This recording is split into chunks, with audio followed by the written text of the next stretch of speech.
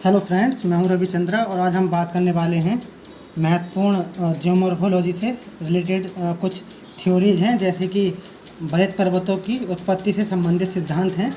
इसमें जेफरीज का सिद्धांत है, कोबर का सिद्धांत है, जोली का रेडियो एक्टिव सिद्धांत है, आर्थर होम्स का संवहनीय तरंग सिद्धांत है और डेली का महाद्वीपीय फिसलन सिद्धांत, तापीय चक्र सिद्धांत है, पृथ्वी के धरातल का इतिहास, उसके बारे में जानेंगे। आज पहले जो थ्योरी देखेंगे हम जेफरीज का तापीय संकुचन सिद्धांत, यानी कि जेम्स जेफरीज का थर्मल कंस्ट्रक्शन थ्योरी, इसके बारे में बात करेंगे और इसमें जानेंगे किस प्रकार से इसमें इन्होंने पृथ्वी के अंदर ऊष्मा किस तरीके से गर्म होती है, किस तरह से ठंडी होती है, उसके बारे में जानेंगे, क्योंकि यहाँ से असर्शन और रीजन का जो है सवाल बन जाता है। तो सबसे पहले देखेंगे जेफरीज का तापीय संकुचन सिद्धांत, कोबर का भू अवनति सिद्धांत, जोली का रेडियो एक्टिव सिद्धांत या सक्रियता सिद्धांत, आर्थर होम्स का संवहनीय तरंग सिद्धांत, डेली का महाद्वीपीय फिसलन सिद्धांत, तापीय चक्र सिद्धांत या पृथ्वी के धरातल का इतिहास, उसके बारे में जानेंगे। सबसे पहले आज देख लेते हैं जेफरीज का तापीय संकुचन सिद्धांत, थर्मल कंस्ट्रक्शन थ्योरी। आइए देख लेते हैं, स्टार्ट करते हैं। पृथ्वी के सतह के ऊपरी भाग में, यानी ये पृथ्वी है, तो पृथ्वी के सतह के ऊपरी भाग में चाहे सौर किरणों का अधिक प्रभाव पड़ता है। आपको पता है जब पृथ्वी से जो शॉर्ट वेव आती है तो सबसे पहले जो प्रभाव पड़ता है ज़्यादातर एटमॉस्फेयर यानी पर्यावरण पर तो पड़ता ही है, लेकिन उसके साथ साथ सबसे ज़्यादा पृथ्वी पर ही पड़ता है। ऊपरी भाग में सौर किरणों का अधिक प्रभाव पड़ता है, वहाँ सौर ऊर्जा का अधिक अवशोषण होता है, इसलिए उस सतह का ऊष्मन या गर्म हो जाता है। पुनः उस सतह के सौर ऊर्जा के निष्कासन से शीतलन की प्रक्रिया होती है।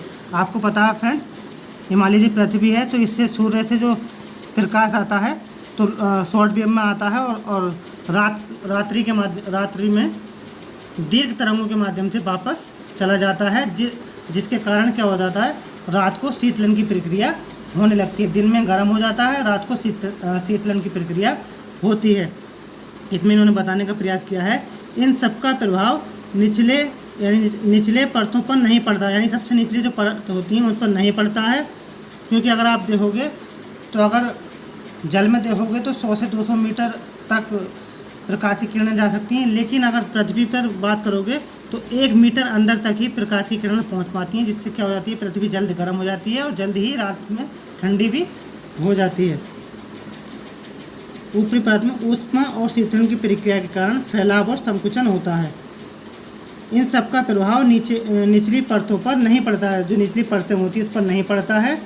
ऊपरी परत में इसे ऊष्मन और शीतलन की प्रक्रिया के कारण फैलाव और संकुचन होता है, क्योंकि फ्रेंड्स जैसे ही शीतलन होता है तो सिकुड़ जाती हैं, जैसे ही ये ऊष्म गर्मी होती है तो क्या होती है, जो चट्टानें होती हैं फैलने लगती हैं, यानी कि शीतलन से सिकुड़ने लगती हैं, फैलाव होने लगता है ऊष्मन से, और शीतलन के माध्यम से यानी फ्रीजिंग के माध्यम से क्या होता है, उसका संकुचन होने लगता है, एकदम इकट्ठी होने लगती है, जिससे चट्टानों में मोड़ अथवा बलन पड़ जाते हैं। ये इन्होंने बताने का प्रयास किया था।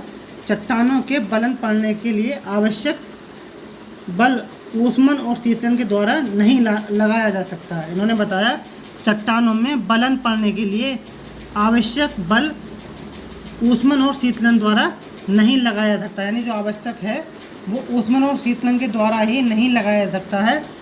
इन्होंने ऊष्मन और शीतलन की प्रक्रिया को अलग अलग समय पे घटित कराया है, जबकि किसी सतह से अवशोषण व निष्कासन की प्रक्रिया साथ साथ हो सकती है, मतलब एब्जॉर्ब भी कर सकती है, अवशोषण भी कर सकती है और रिफ्लेक्ट भी कर सकती है, निष्कासन भी कर सकती है। ये दोनों प्रक्रिया एक साथ साथ भी हो सकती हैं, लेकिन इन्होंने पहले अवशोषण कराया, उसके बाद में निष्कासन कराया, तो ये स्टेटमेंट में या असर्शन रीजन में पूछ सकता है, क्योंकि अलग अलग नहीं एक साथ भी हो सकता है। और देख लेते हैं फ्रेंड, थोड़ा सा और है। इसके अनुसार ऊष्मन और शीतलन के आधार पर अधिकांश बलित पर्वतों की उत्पत्ति उष्णकटिबंधीय क्षेत्रों में ही संभव है। इन्होंने बताया कि इनके अनुसार जो ऊष्मन और शीतलन यानी ठंडा और गर्म होने के आधार पर अधिकांश जो बलित पर्वत है, फोल्ड माउंटेन है, उनकी उत्पत्ति जो ट्रॉपिकल रीजन्स है उसमें ही संभव है, जबकि बहुत सारे बलित पर्वत ऐसे भी हैं जो कम तापमान वाले या उच्च अक्षांशीय क्षेत्रों में भी हैं। जैसे आप न्यूजीलैंड में देख लीजिए, और एटलस अल्पाइन पर्वत देख लीजिए, तो वो जो है शीत मतलब जो उच्च अक्षांश में वहाँ भी पाए जाते हैं। तो फ्रेंड्स ये कहीं ना कहीं ज़्यादा वैलिड नहीं थी। यहाँ से जो क्वेश्चन पूछा जाता है बस इतना पूछा जाता है, तापीय संकुचन सिद्धांत किसका है, मैसेज द फॉलोइंग के माध्यम से आता है, बाकी इसमें कुछ नहीं पूछता है। अगर पूछा जाएगा तो बस यही बताने का प्रयास किया था इन्होंने कि जो पृथ्वी होती है, जो चट्टान होती है, ऊष्मन यानी गर्मी, शीतल यानी ठंड, शीतल यानी ठंडी होने के कारण और गर्म होने के कारण फैलती है और सिकुड़ती है। बस इन्होंने ये बताने का प्रयास किया था। फ्रेंड्स तो ये रही आज की वीडियो, छोटी वीडियोज़ मैंने बनाने की कोशिश की है कम से कम समय में। कल और बात करेंगे, कोबर का भू अवनति सिद्धांत देखेंगे, जोली का रेडियो एक्टिव सिद्धांत देखेंगे, ऐसे ही एक एक करके वीडियोज़ बनाते रहेंगे। तो फ्रेंड्स आज के लिए इतना ही, थैंक यू सो मच। और अच्छी लगे तो लाइक कर सकते हैं और बता सकते हैं कमेंट में कैसी लगी वीडियो, इससे और बनाने में अच्छा लगे। Thank you so much.